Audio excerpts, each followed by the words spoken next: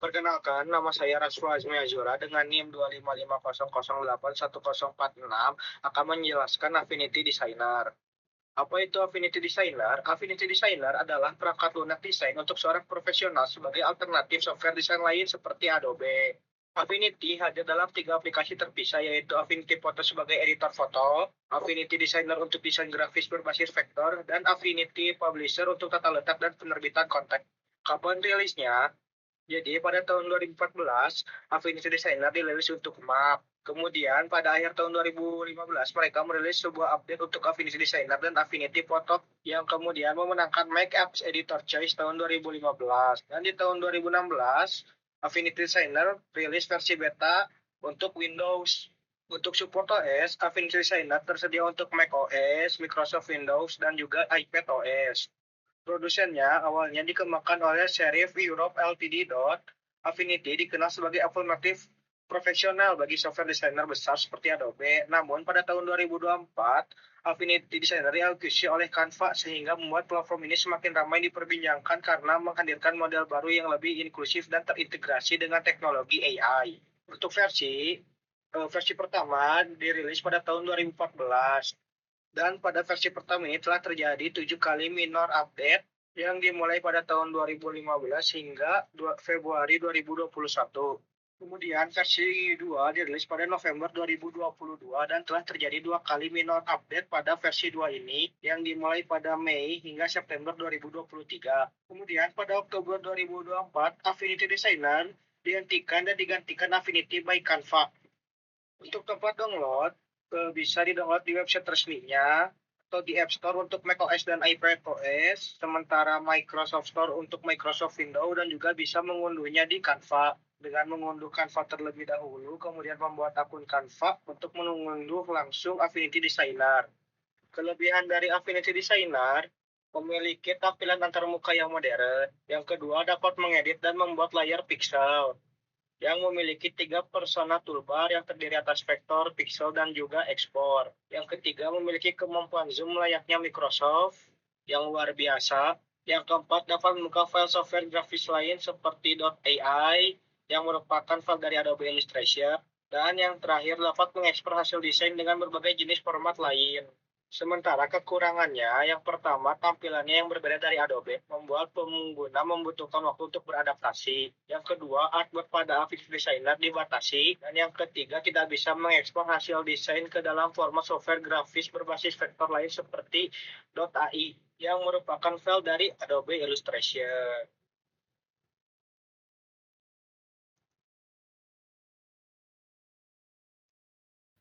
Assalamualaikum warahmatullahi wabarakatuh.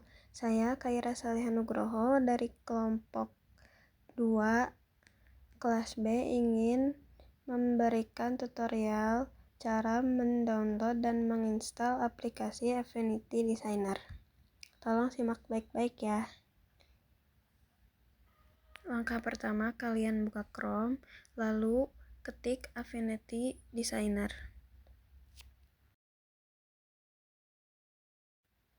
Pilih jendela yang kedua, Affinity Designer Windows Update. Lalu klik download version 1.10.6. Tunggu sampai full.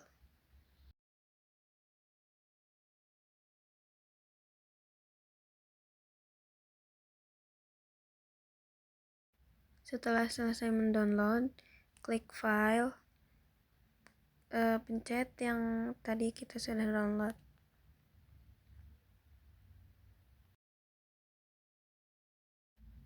Klik continue. Tunggu preparing hingga selesai.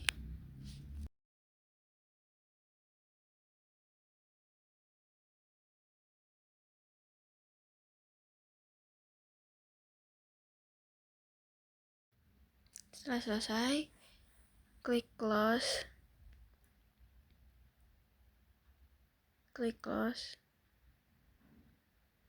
Kemudian buka aplikasi yang sudah kita install tadi. Sudah selesai. Sekian, terima kasih. Halo semuanya, perkenalkan nama saya Muhammad Nazarul Hapidin. Di sini saya akan memberitahukan kalian semua bagaimana caranya menggunakan aplikasi Affinity Designer. Pertama-tama, jika kalian ingin membuat sebuah proyek baru, kalian bisa klik tanda plus berwarna hijau ini. Kemudian kalian bisa sesuaikan ukuran dari proyek yang akan kalian buat. Sini saya contohkan berukuran A4, kemudian kalian create dokumen. Nah, jika dokumen sudah terbuat, kalian sudah masuk ke workspace-nya. Nih, aku mau kasih tahu kalian terlebih dahulu ya, di Affinity Designer ini, kalian itu bisa membuka lebih dari satu project secara bersamaan. Ini saya contohkan. Ini saya contohkan eh, dengan project ini. Nah, bisa kalian lihat ya di tab di atas, ini tuh ada dua project, ada project yang baru kita ekspor dan project yang telah kita buat tadi. Project kedua, ini project satu. Yang dimana ini tuh mempunyai workspace masing-masing. Jadi jika kita mengedit project yang pertama ini, itu tuh tidak akan mengubah project yang kedua. Kemudian di Affinity Designer ini terdapat banyak studio yang bisa kalian gunakan. Yang dimana setiap studio tersebut mempunyai tools-toolsnya masing-masing, seperti Vector Studio. Dimana ini tuh khusus untuk pengeditan vektor. Yang dimana di tools-toolsnya ini banyak ya, seperti pen tool dan lain-lain. Kemudian di Visual Studio, dimana jika kita mengubah studionya, misalkan dari vektor ke pixel, itu akan mengubah juga si tools yang ada di dalam studio tersebut. Layout, dan masih banyak lagi ya, seperti slice, Canva AI, retouching, color grading, typography, compositing, yang bisa kalian sesuaikan dengan keperluan kalian. Kemudian di Affinity Designer ini kita tuh bisa membuat studio kita sendiri. Create studio, kemudian kalian kasih nama. Nah, di Create Studio ini kalian bebas ya mau ngeklon studio yang mana. Ini saya contoh ngeklon Studio Vector. Kalian sesuaikan saja temanya. Kemudian jika sudah selesai kalian create. Jika kalian bertanya-tanya untuk apa sih studio kita sendiri gitu. Ini tuh sebenarnya untuk apa ya? Kayak kenyamanan kalian sendiri sih. Dimana kalian tuh bisa mengubah si tools ini sesuai dengan yang ingin kalian gunakan gitu, semau kalian. Kan tools node tools ini nih kalian sering gunakan nih, kalian bisa ubah ke posisi pertama. Misalkan tool ini sebenarnya nggak guna gitu buat kalian, kalian bisa eh, hapus. Terus misalkan kalian butuh background erase brush ini, kalian bisa masukkan seperti itu teman-teman. Jadi gunanya studio sendiri itu ya untuk efisiensi kita dalam pengeditan gitu. Oke, sekarang kita lanjut ke pengenalan tools-tools yang ada di dalam Affinity Designer. Kita mulai dari Studio Vector. Dalam Studio Vector itu terdapat banyak tool ya.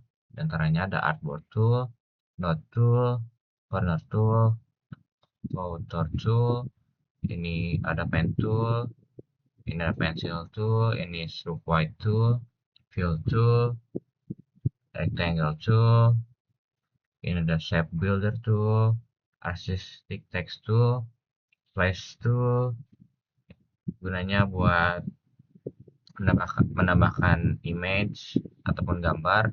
Ini vector tool dan measure tool. Kemudian lanjut ke pixel tool. Dalamnya ada crop tool, ada object selection tool, ada rectangle marquee, fill tool, paintbrush tool, erase brush tool, kemudian ada adjustment brush, ada filter brush, font brush, inpainting brush, pen tool, rectangle tool, artistic text tool, dan color picker tool. Kemudian di bagian studio layout, ini tuh studio layout dari workspace kalian. Ini ada master page, kemudian ini ada page-nya, yang page ke satu ini. Kemudian ada asset dan stock. Lanjut ke tools-toolsnya. Ini ada node, ada frame text, table, artistic text, pen tool, rectangle tool, picture frame rectangle, picture frame ellipse, place, data merge layout, vector crop, fill tool, transparency, dan color picker. Dan masih banyak lagi ya. Kalian bisa cari tahu masing-masing dari tools-tools seperti Slice, Canva AI, Retouching, color grading, typography, dan compositing. Dan jika kalian pengen bikin studio sendiri, kalian tinggal create studio seperti yang sudah saya ajarkan sebelumnya. Kemudian lanjut, di sini ada banyak tab ya. Di antaranya ada tab file. Dalamnya kita bisa mengatur file dari dokumen yang kita sedang edit ini. Kemudian bagian edit ada banyak ya, seperti undo, select all, redo, undo, redo, find, select all, duplicate, dan lain-lain. Kemudian ada bagian dokumen. Ini gunanya untuk nyeting kanvas ini ya, workspace kalian.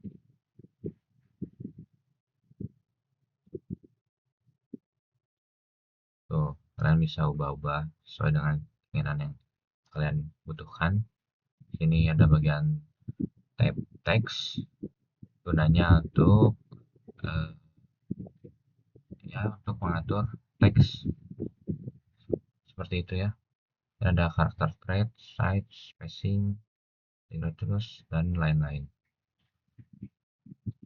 Dan di sini ada tab vektor, lalu tab pixel, tab layer, tab view, tab window, dan tab help. Bagian kanan di sini ada untuk pengaturan color. Mau itu color objek atau color canvas, kalian bisa atur di bagian sini. Color, kemudian ini ada swatch. Tuh.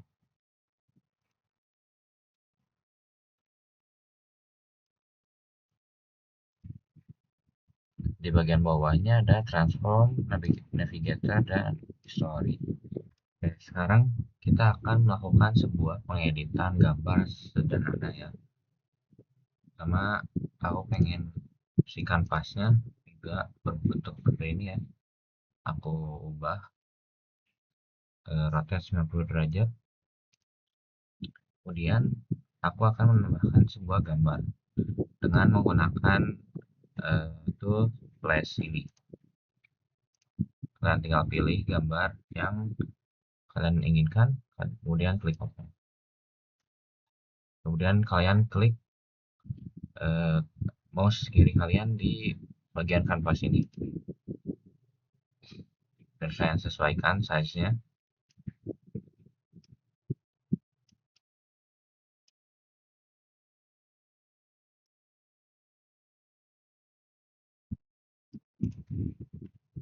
Kemudian di sini aku akan menambahkan sebuah teks pada gambar ini menggunakan artistic text tuh.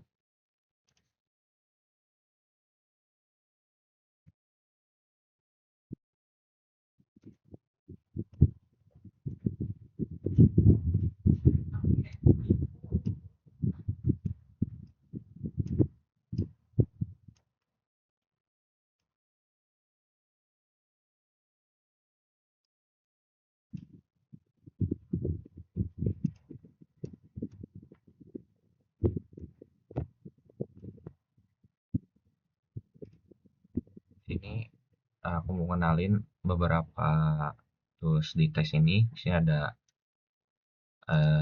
untuk mengubah ukurannya,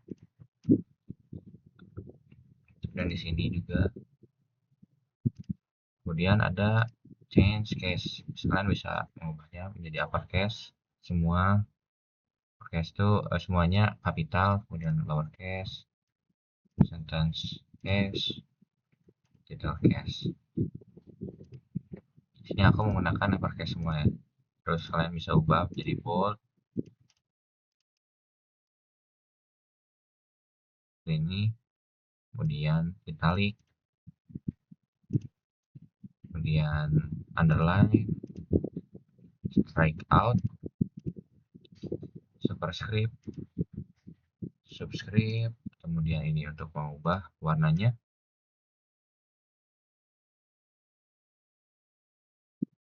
ada gradient,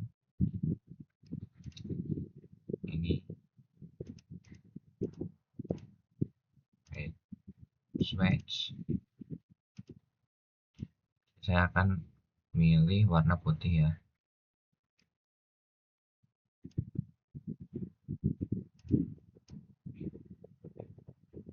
dan sedikit gradient dengan warna hijau.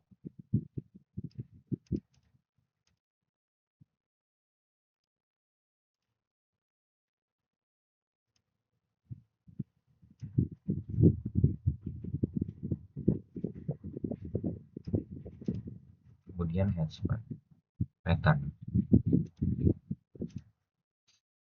Kemudian di sini ada highlight color. Ini untuk mengatur line dari teks tersebut. Kalian mau rata kiri, rata tengah, rata kanan, kalian bisa sesuaikan dengan keinginan kalian. Nah, saya balikin lagi. Nah,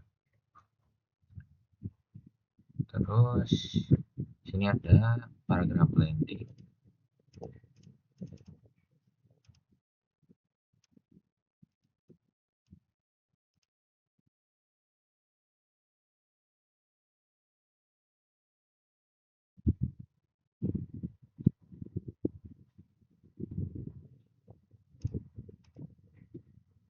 Kemudian sini ballet ya, list gitu. Kemudian ini number list.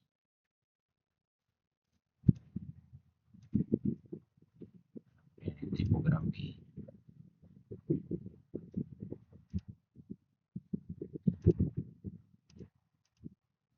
Kemudian ada karakter.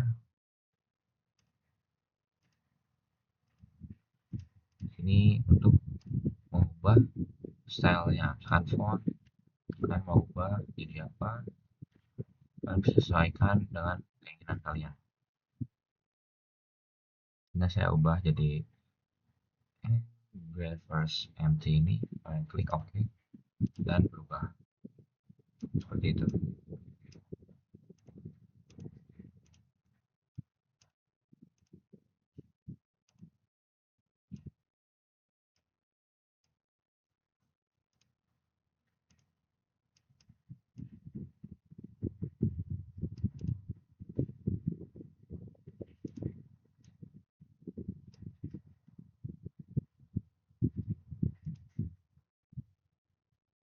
Mungkin segitu ya tutorial kali ini. Terima kasih karena telah menonton sampai habis. Mohon maaf apabila ada kesalahan ataupun ya kekurangan. Wabillahi taufiq wal hidayah. Wassalamualaikum warahmatullahi wabarakatuh.